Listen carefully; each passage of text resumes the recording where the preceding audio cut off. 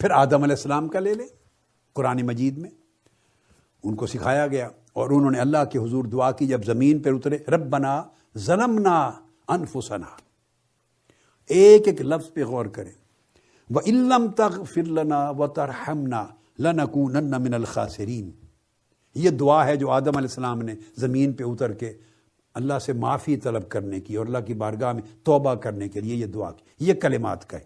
اس میں ایک جگہ یہ لفظ نہیں آیا، یعنی اللہ کے نبیوں کا جو شیوہ ادب ہے، مقام ادب ہے بارگاہ الوہیت کے تعلق میں، آپ اس کا اندازہ کریں کتنا اونچا، کتنا نازک، کتنا لطیف، کتنا عظیم۔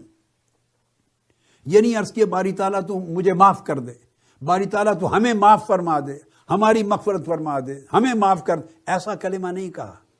فرمایا ربنا ظلمنا انفسنا، اے ہمارے رب ہم نے اپنی جانوں پر ظلم کیا ہے، بس اس گوشے کو بیان کیا، ہم نے اپنی جانوں پہ ظلم کیا ہے، ہم سے کوتاہی ہو گئی، ہم سے خطا ہو گئی، ہم بھول گئے، یہ حصہ بیان کیا۔ اور پھر وَإِن لَّمْ تَغْفِرْ لَنَا، مالک تو ہے، اگر تو نے ہم پہ رحم نہ کیا، اگر تو نے ہم پہ رحم نہ کیا، لَنَكُونَنَّ مِنَ الْخَاسِرِينَ، تو ہم خسارہ پانے والوں میں ہو جائیں گے،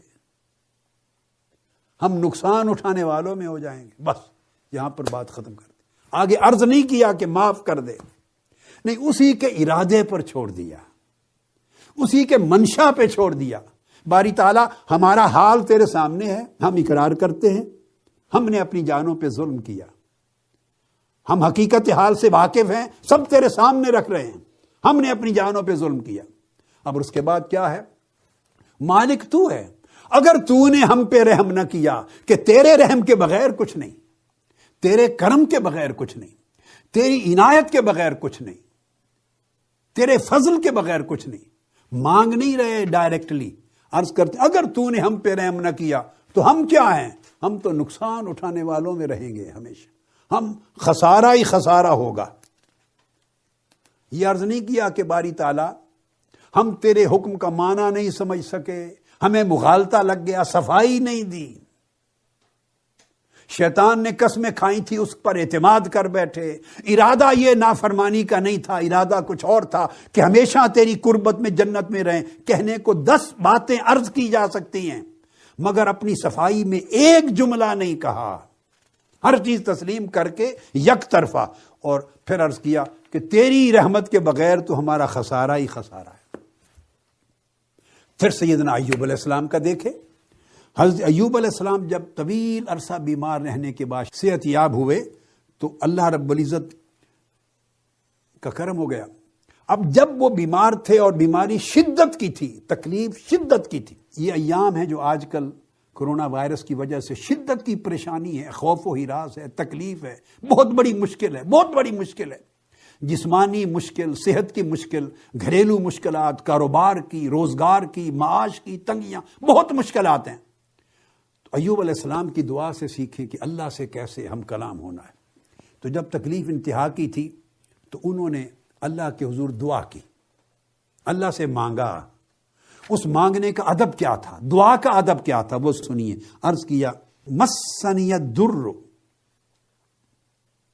وانت ارحم الراحمین، اے باری تعالی اس تکلیف نے مجھے آج چھوا ہے، اس تکلیف نے مجھے آ کے چھوا ہے، مجھے گھیر لیا ہے۔ اب یہ کہنے کے بعد یعنی جو کلام کی مناسبت ہے وہ تو یہ بنتی ہے نا کہ مجھے اس سے نجات عطا فرما، مجھے خلاصی عطا فرما دے، مجھے شفا یابی فرما دے۔ اگلے جملے مناسبت کلام میں یہ بنتے ہیں، مناسبت کلام میں ہیں مگر مناسبت ادب میں نہیں ہیں۔ تو عرض کیا اس پر تکلیف نے، بیماری نے مجھے آ کے چھوا ہے، گھیر لیا ہے۔ وَأَنْتَ أَرْحَمُ الرَّاحِمِينَ، اور تو بڑا رحم کرنے والا ہے، تو بڑا رحم کرنے والا ہے، تیرے جیسا رحم کرنے والا ہی کوئی نہیں۔ بس دیکھو اس کے بعد آگے اپنا سوال ہی نہیں کیا کہ میں تجھ سے یہ مانگتا ہوں مجھ پہ کرم کر دے، یعنی یہ نہیں کہا مجھے عافیت دے دے، مجھے شفا دے دے، نہیں، اس پر چھوڑ دیا۔ یہ مانگنے کا ایک اور طریقہ ہے۔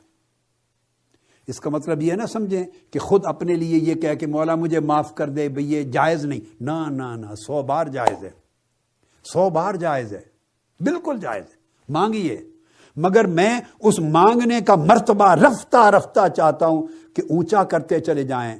جیسے اللہ سے آپ کا تعلق جڑے گا، اس تعلق میں جتنا ادب بڑھتا چلا جائے گا اتنا توکل، جیسے توکل بڑھتا چلا جائے گا اللہ پر، جتنا یقین بڑھتا چلا جائے گا اتنا توکل بڑھتا چلا جائے گا، اور جب توکل کامل ہوگا تو پھر اللہ کے امر پہ اتنی رضا بڑھتی چلی جائے گی، تسلیم و رضا زیادہ آتی چلی جائے گی۔ یہ مرتبے ہیں، یہ مرتبہ ہے یقین کا، توکل کا، تسلیم کا، رضا کا، تفویض کا۔ تو یہ سارا ادب سکھاتا ہے مرحلہ در مرحلہ بندہ اللہ سے۔ تو ہر شخص اپنے حال کے مطابق سوال کرتا ہے، حال کے مطابق سوال کرتا ہے۔ تو جب یہ مقام آتا ہے تو اس وقت انہوں نے یہ صورت کر دی، اللہ رب العزت کے حضور اپنی ذات کو اور اپنے ذکر کو اس میں سے بالکل ہٹا دیتے۔